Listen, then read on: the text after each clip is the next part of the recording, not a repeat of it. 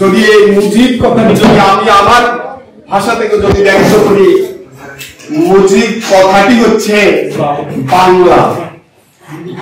বাংলা ভাষা, বাঙালি জাতির ঐতিহ্য, বাঙালি জাতির বিশ্বের মানচিত্র এই মুজিব নামটি। বিদ্যালয়ের সম্মানিত শিক্ষকবৃন্দ, উপস্থিত ভদ্র বিদ্যালয়ের আমার কাছে প্রিয় ছাত্রছাত্রীবৃন্দ, সকলে আমার শ্রেণীগত সালাম প্রণাম শুভেচ্ছা গ্রহণ করুন। রাজীবপুর উচ্চ বিদ্যালয় কর্তৃক আয়োজিত আজকের এই মহতী অনুষ্ঠান 17 মার্চ জাতির পিতা বঙ্গবন্ধু শেখ মুজিবুর রহমানের জন্মবার্ষিকী ও জাতীয় শিশু দিবস উপলক্ষে উদযাপিত রচনা ও চিত্রাঙ্কন প্রতিযোগিতায় আমরা উপস্থিত হতে পেরেছি। আমরা নিজেদেরকেও ধন্য মনে করি। এমন একটি ব্যক্তিত্ব যার কথা আমরা ভাষায় প্রকাশ করব কি দিয়ে, যদি এই মুজিব কথাটি যদি আমি আমার ভাষা থেকে যদি ব্যক্ত করি, মুজিব কথাটি হচ্ছে বাংলা। বাংলা ভাষা, বাঙালি জাতির ঐতিহ্য, বাঙালি জাতির বিশ্বের মানচিত্র এই মুজিব নামটি। আমি বলবো, এই যে আমরা যেহেতু শিক্ষা বিভাগের শিক্ষা উপকরণ শিক্ষার মধ্যে আমরা যেহেতু বাস করি, আমাদের একটি কথা বলা আছে, বাংলা দ্বিতীয় কবিরা বলেছেন, মানুষ বাঁচে তার বয়সের মধ্যে নয়, কর্মের মধ্যে। আবার বলেছেন, মহাজ্ঞানী মহাজন যে পথে করেছে গমন। আমরা যদি এই দুটি কথা যদি বিশ্লেষণ করি, তাহলে আমরা অনেক পেয়ে যাই। যেহেতু আমরা শিক্ষাঙ্গনে, আমরা শিক্ষার্থী, শিক্ষার সঙ্গে আমাদের জীবন। যে যারা বয়স হয়েছে, যদি তার কর্ম যদি জন্ম যেখানেই হোক না কেন, জন্ম হোক যত তার কর্ম হোক ভালো, যদি এই কথাটি যদি আমরা বিশ্বাস করি, তাই আমি প্রথমে যাকে ধন্যবাদ দেব সেটা হলো মানে যিনি স্রষ্টা। তিনি আমাদের মাঝে এমন ব্যক্তিত্ব দিয়েছেন, যিনি এত গুণে গুণান্বিত,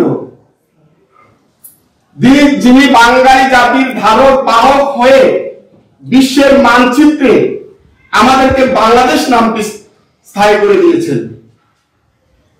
এই ব্যক্তি যদি না আসতো, আব্দুল হামিদ খান বাসানি যদি এদের মতো ব্যক্তিত্ব যদি না আসতো, এই গুণীচন্দ্র যদি এদের যদি জন্ম না নিত, তাহলে আমরা বাংলাদেশ শব্দটি ব্যবহার করতে পারতাম না।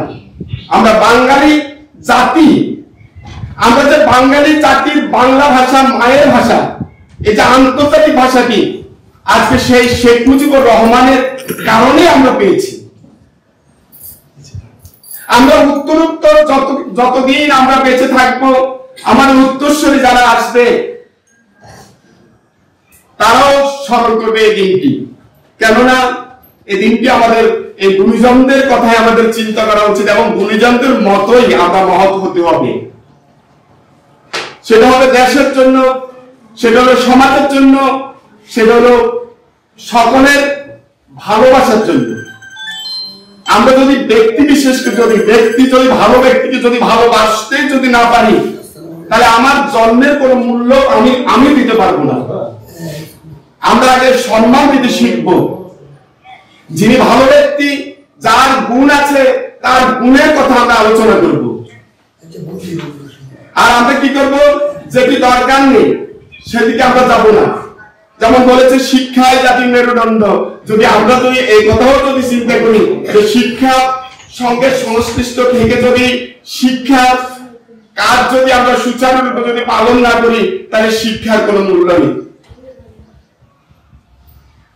যদি দুর্জন বিদ্যা হলেও পরিত্যাজ্য বলেছেন, যদি দুর্জন হয়, খারাপ লোক যদি হয়, হ্যাঁ, সে যদি বিদ্যারও বেশি হয়, লাভ কি? সমাজ তাকে কি দিবে? সে সমাজের কাছে কি নিয়ে আসবে? আগে সেই ব্যক্তি দরকার, যে ব্যক্তি সুশিক্ষায় শিক্ষিত হবে, যে ব্যক্তি জন্মটাকে মনে করবে আমি এই দেশের জন্য সমাজের জন্য করব, সেই মানে যারা চলে গেছে তাদের মতো এরকম ব্যক্তিত্বদের যদি কথা আমরা যদি নিজের মনের মধ্যে যদি আত্মস্থ করতে পারি, সেটি আমার জীবনের শেষ দিন পর্যন্ত আমার কাছে ভালো লাগবে যে আমি একটা ভালো লোকের সমালোচনা করতে পেরেছি। আমরা তো দুর্জনের সমালোচনা করি। আমি বলবো যারা দুর্জনের সমালোচনা করি তারা সেখান থেকে আমরা চলে আসবো, আমরা সেদিকে যাবো না। যারা গুণীজন, যাদেরকে সমাজে সমাদর করে, যারা ওইরকম নেতৃত্ব দেয়, সেই নেতৃত্ব ব্যক্তিত্বের আমরা সমাদর করতে জানি, সম্মান করতে জানি। আমরা আজকের এই দিনে যে আমরা উপস্থিত হয়েছি,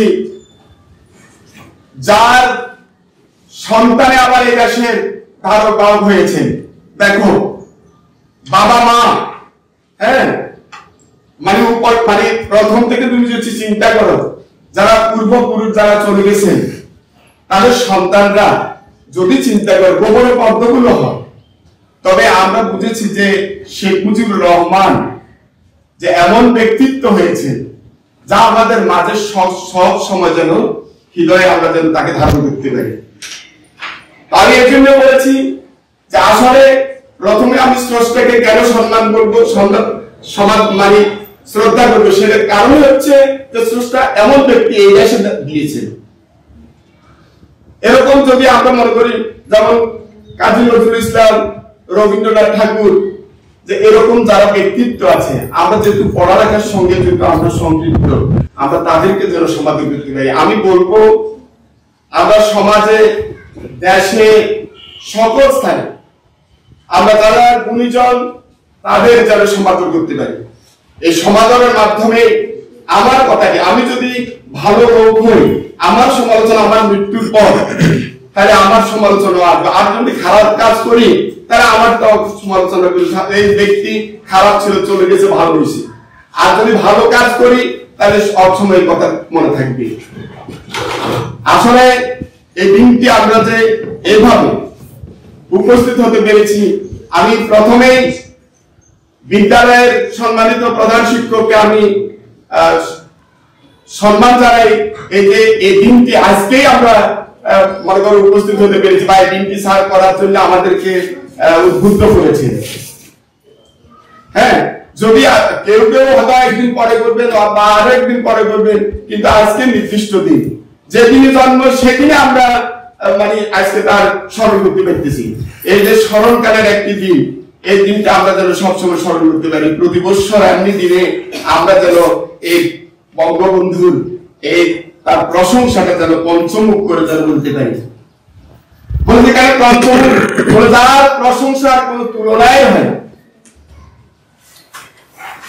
পঞ্চমুখ তাকেই বলা হয় যে ব্যক্তি কোন গুণের সমাদর ছাড়া অন্য কোনো কথা চিন্তা করা যায় না। আমরা ওই ব্যক্তির জন্মদিনে আজকে উপস্থিত হতে পেরেছি। আমি নিজকেও ধন্য মনে করি, আজকে এখানে দাঁড়াই, এখানে থেকে আমরা এই কথাটি বলতে পেরেছি যে আজকে আবার সেই বঙ্গবন্ধুর মতো এমন ব্যক্তিত্ব অনুসরণ করেছেন বর্তমানের প্রধানমন্ত্রী জননেত্রী শেখ হাসিনা। আমি তাকে সমাদরে আমি জানাতে চাই, আনন্দ সহিত বলতে চাই, আপনাকে গর্ব, আপনার গর্ব বাংলাদেশে, আপনার বাবারও গর্ব, আপনাদের পরিবারের যারা চলে গেছে তাদেরকে আমি বলবো তাদেরও গর্ব ছিল। এবং এই কথাটি আমরা সবসময় যেন প্রতি বছর, তোমরা যারা আস্তে আস্তে যখন বড় হবে, তোমরা শিক্ষিত হবে, সমাজে যখন যাবে, তাহলে তোমরা এই অনুষ্ঠানগুলোকে মনে রেখে সবসময় করার জন্য, বা যে দিনগুলো আছে, জাতীয় দিন, জাতীয় দিবস, এই দিনগুলোকে যেন কোন রকমেই যেন বাদ না পড়ে, মনের থেকে এই কথাটা খেয়াল করে রাখবে। তো আমি আমার সামান্য সংক্ষিপ্ত বক্তব্য আর বেশি দীর্ঘায়িত করতে চাই না। আরো বক্তারা আছেন যারা এরপরে বলবেন। তো আমি এখন আমাদের এই অনুষ্ঠানে, অর্থাৎ জাতির পিতার জন্মদিন ও রচনা প্রতিযোগিতায় এখন বক্তৃতা করবেন অত্র বিদ্যালয়ের বাবু কবির বড়ুয়া।